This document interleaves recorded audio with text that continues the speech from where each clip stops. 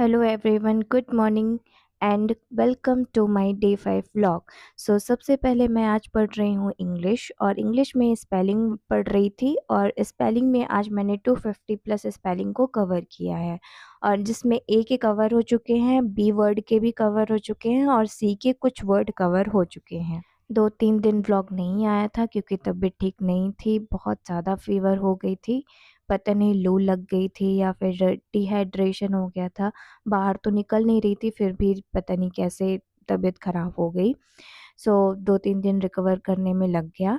Then उसके बाद अब जाके थोड़ा ठीक हुई हूँ तो फिर स्टडी शुरू की है। स्पेलिंग रीड करने के बाद फिर मैंने स्टार्ट किया फिज़िक्स और फिज़िक्स में मैं कर रही हूँ साउंड चैप्टर, जिसमें आप longitudinal wave, transverse wave, amplitude, frequency, loudness और सोनार के बारे में आप पढ़ते हैं। बहुत सारी चीज़ें इसमें थी जिसको कवर किया और ये पहले का ही व्लॉग है, जब तबीयत नहीं ठीक थी उसके पहले का ही था। हल्की वीकनेस लग रही थी तो बस किसी तरह कंप्लीट कर रही थी कि फिज़िक्स कंप्लीट हो जाए। देन और सब्जेक्ट को रिवाइज़ करने में ज़्यादा टाइम नहीं लगेगा मुझे, बट इसको ही कंप्लीट करने में बहुत टाइम लगा और मेरी तबीयत थोड़ी और ज़्यादा ख़राब हो गई थी।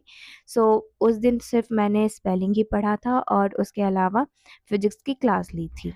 क्लास लेने के बाद फिर क्वेश्चंस की प्रैक्टिस भी कर लिया था क्योंकि मैं नहीं चाहती थी कि आगे के लिए रखूँ, फिर बहुत सारा हो जाता है कंप्लीट करने के लिए, इसलिए मैंने क्वेश्चंस की प्रैक्टिस भी साथ में कर ली थी। देन उसके बाद फिर मैंने शाम तक में टैबलेट खा के थोड़ा बुखार उतरा था तो फिर शाम तक में मैंने एक लाइव टेस्ट जो होता है ना सैटरडे को, तो टेक्स्ट बुक वाला लाइव टेस्ट दिया था तो 121 मार्क्स आए थे, सिर्फ इतना ही किया था। देन उसके बाद फिर मैंने इंग्लिश में स्टार्ट किया रूट वर्ड और रूट वर्ड को रिवाइज़ कर रही थी। ये रूट वर्ड की लास्ट क्लास थी जो अमन सर करवा रहे थे उसकी। इसमें बहुत सारे रूट वर्ड थे बट कुछ ऐसे थे जो इसमें मिस थे। मेरे पास जो वर्ड पावर मेडिजी बुक थी ना, उसमें इससे भी ज़्यादा रूट वर्ड थे। मुझे लगा इसमें कम है as compare to that book. And then उसके बाद फिर फ्रेज़ल वर्ब किया और फ्रेज़ल वर्ब में ज़्यादा मैं ध्यान नहीं दे रही हूँ क्योंकि इससे ऐसा रहता है कि कितना भी पढ़ लो गलत हो ही जाता है मेरे से। तो मैं उतना ही पढ़ रही हूँ जो बार-बार आते हैं, जैसे call in, call upon, call of, put off, ऐसे करके जो इम्पोर्टेंट रहते हैं ना, मैं सिर्फ़ उसी-उसी को पढ़ रही हूँ, उसके अलावा ज़्यादा नहीं पढ़ रही।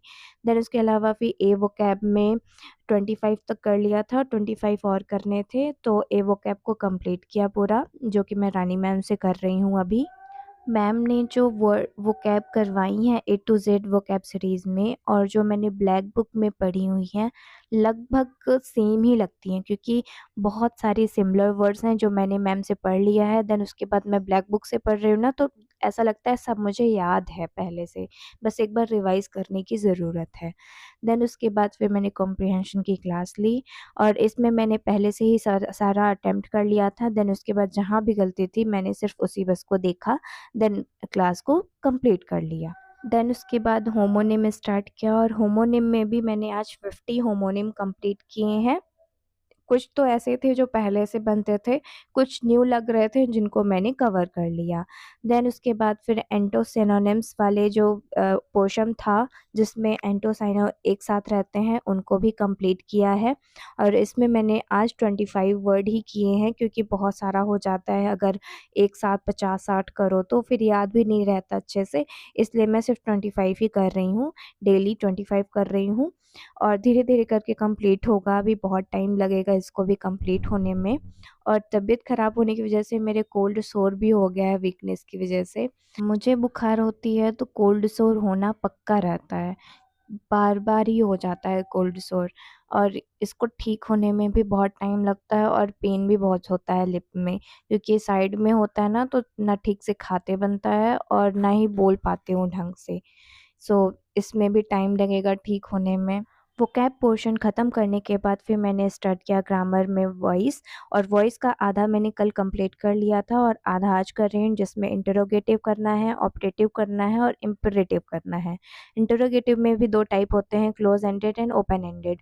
उन दोनों टाइप के कैसे बनते हैं पैसिव वॉइस और किसके पैसिव वॉइस नहीं बनते हैं, इन सबको भी मैंने सीखा, क्योंकि मैं सबके ही बना रही थी। जिसके नहीं बन रहे थे उसमें भी अलग से ऑब्जेक्ट डाल करके अपने से ही बनाए दे रही थी। सो ऐसा नहीं होता है, स्टेटिव वर्ब के पैसिव वॉइस नहीं बनते हैं, और मैं उसके भी बनाए जा रही थी, इसलिए गलत होते थे।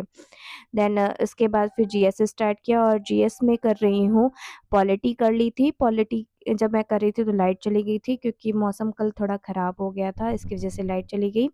सो पॉलिटी को रिवाइज़ किया।